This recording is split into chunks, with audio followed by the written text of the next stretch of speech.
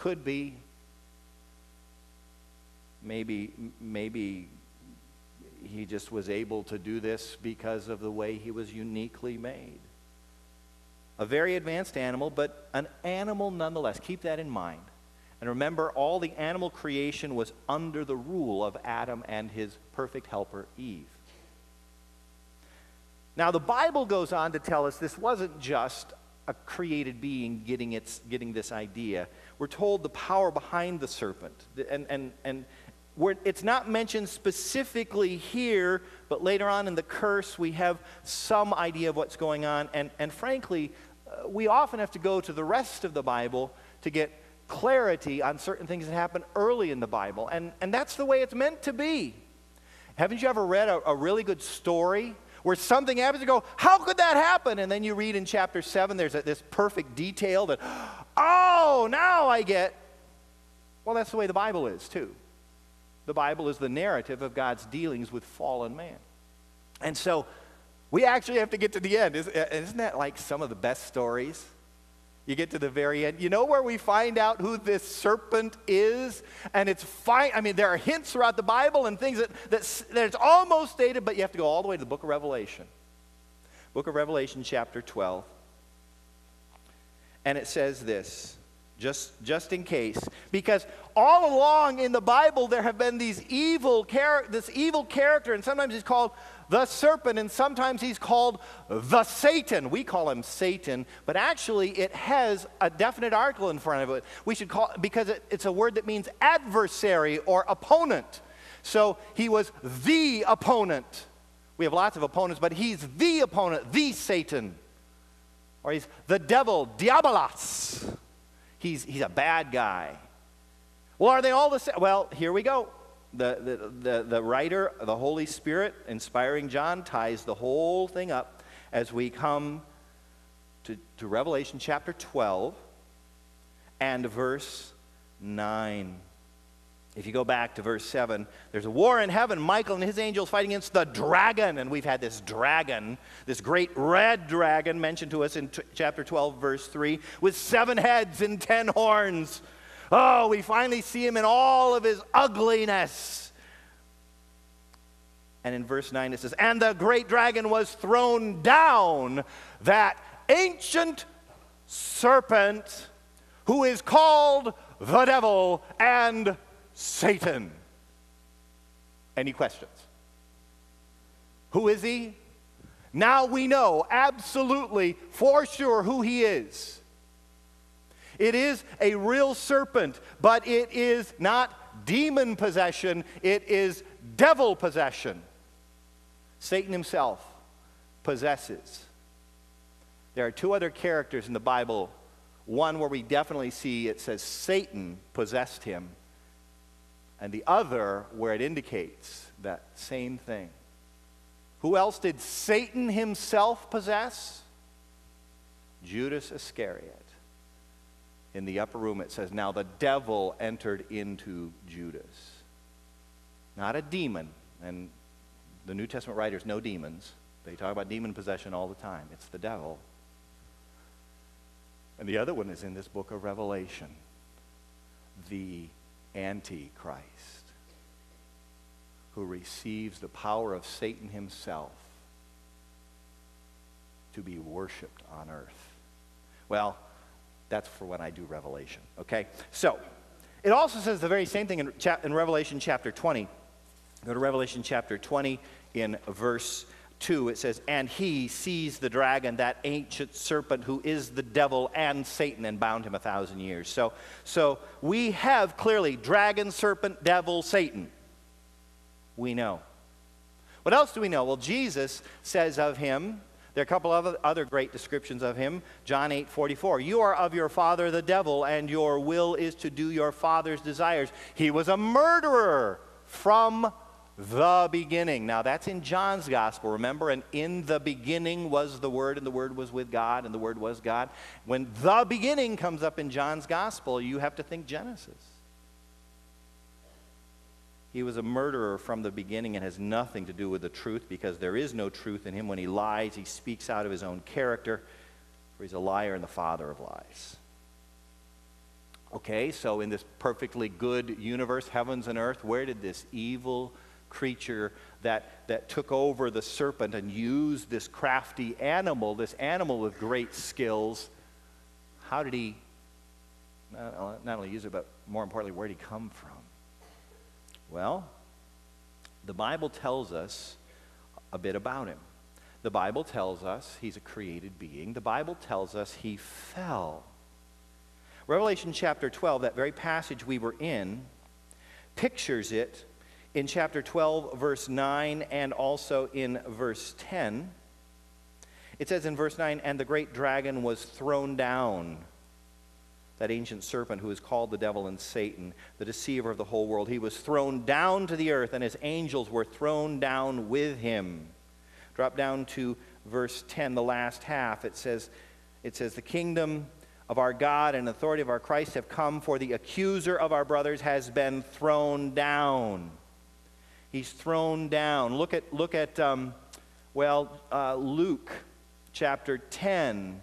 If you want to look there, it tells us, Jesus comments on this in Luke chapter 10 when the disciples come back and say, "Hey, we've seen real spiritual power. We've even cast demons out. The demons are subject to us." And Jesus says, "Well, I've seen that before." Actually, it's Luke 10:18. He says, "And he said to them, I saw Satan fall like lightning from heaven." All right, so what do we know? Satan, according to Revelation 12, was rebelling against God, thinking that he could overcome him. That's the story of Revelation 12. So we learned that his fall had to do with pride. Now there's two stories in the Old Testament that a lot of people debate about. One of them is in Isaiah 14, one of them is in Ezekiel 28. Both of them are prophets pronouncing laments against enemy kings who hate God and hate God's people, and who are very cruel. Isaiah 14, it's the king of Babylon. Ezekiel 28, it's the king of Tyre. In both laments, there's a lengthy lament that you are going to be mocked, you're going to fall, you're going to be destroyed, and in the middle of the lament, there is a passage that poetically at least seems to go beyond what a human being could do.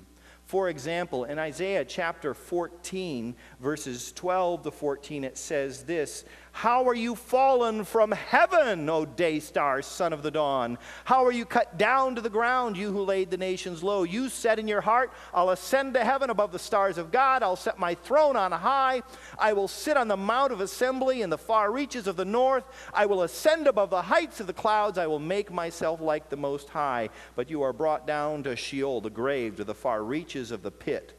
And it goes on to say, "Those who see you will stare at you and ponder over you. Is this the man who made the earth tremble?" And there it seems to be going back to a person again. Some people believe this writer, that Isaiah is seeing the king, and for a moment seeing how this king plays out in his life, a story that took place way back. A story when one of God's creatures rebelled and thought he could replace God. In Ezekiel 28, we have the same thing. The king of Tyre, who is called, by the way, the prince of Tyre at the beginning of chapter 28. The prince of Tyre, take up a lament, say this about him. And he does so. And then in verse 11 it says, "Moreover, the word of the Lord came to me, Son of man, raise a lamentation over the king of Tyre." He uses a different term. Instead of prince, he says king. "And say to him, thus says the Lord, you were the signet of perfection, full of wisdom and perfect in beauty. You were in Eden, the garden of God. Every precious stone was your covering." And it lists a bunch of them. "On the day that you were created and they were prepared, you were an anointed guardian cherub. I placed you. You were on the holy mountain of God. In the midst of the stones of fire you walked. You were blameless in your ways from the day you were created until unrighteousness was found in you." It goes on to say, "In the abundance of your trade you were filled with violence in your midst, and you sinned. So I cast you as a profane thing from the mountain of God, and I destroyed you, O guardian cherub, from the midst of the stones of fire. Your heart was proud because of your beauty. You corrupted your wisdom for the sake of your splendor. I cast you to the ground." And then it goes on to say, "I exposed you before kings," and says some other things about what seemed to be moving back toward a man. Is that possibly Satan's fall? And my answer is, yeah, it's possible. It's possible on a number of levels. Number one, it is not uncommon for prophets to prophesy of someone, and in the midst of that prophecy, all of a sudden to see something that seems to go right on through the present circumstances, something greater, something else behind it. It's possible. The other thing is, even back then, various cultures had legends and stories, some of which involved the morning star trying to usurp God himself. Other cultures had that story. So I don't want to be dogmatic about it. You can't be, because it's poetic language, and poetry sometimes uses superlatives to try and get someone's attention. So I can't tell you, yes, it must be, or no, it can't possibly be. Commentators are split. The Jewish rabbis thinking about it are split. So I just kind of give that to you. Certainly, any being who would come along and say to God, okay, how'd we get here? I made you. Really? I don't remember that. Well, how do you remember anything before you were made? That's beside the point. Who put you in charge? Well, I'm in charge because I made you. And we're just supposed to believe that? If the third of the stars of heaven that fall are his angels, as the parallel in Revelation would say, it seems like a third of the angels agreed with him and say, hey, who made him king? They found out very quickly. You say, oh, no created being would ever say, hey, who put you in charge? We must have made ourselves. We must have all come into being at the same time. No created being would ever say that, would they? Except our generation, who basically don't believe in, there is no God behind it all. We just kind of came into being on our own. There are no original lies with Satan. He is not original. He simply corrupts what is true. So we have his pride. He was formerly in heaven because Jesus saw him fall from there. When did this happen? Well, probably happened after Genesis chapter 2, verse 3. God rests on the seventh day. I do not believe the fall of Satan took place before the creation of the world, because everything in the world, the heavens and the earth, are said to be very good. That's why I believe that some time would have passed from the end of the creation week until this moment. I believe there had to have been time for Satan, who, if Isaiah 14 is about him, is Lucifer. We don't know that for sure. That's the only place Lucifer comes up. That this one created being rebels in heaven, and Michael fights against him, and he's cast down, and Jesus says he fell like lightning, and a third of the angels fell with him. If at least angels fell with him, they become demons. Revelation seems to indicate a third. And now that they are displaced from their first estate, in their rebellion, they are not going to give up. And they see God's special care and love for the man and the woman, and they decide, we will do something. And Satan says, leave it to me. He has a strategy here that he reveals pretty quickly. First of all, he attacks the woman. Do you notice his statements are all to her? Keep in mind, according to the record, if we've read it correctly in chapter 2, she was not there when God actually gave the initial instruction. She had to have received it at least from Adam, perhaps in time that has passed. God has re-emphasized it. But he attacks the woman. She was the helper suited to the man. But the man had been the one who had named the animals. The man was the one for whom the woman had been created. And they were to function as a team, but he was to lead. And so Satan's strategy was to undermine, first of all, the structure that had been working so well.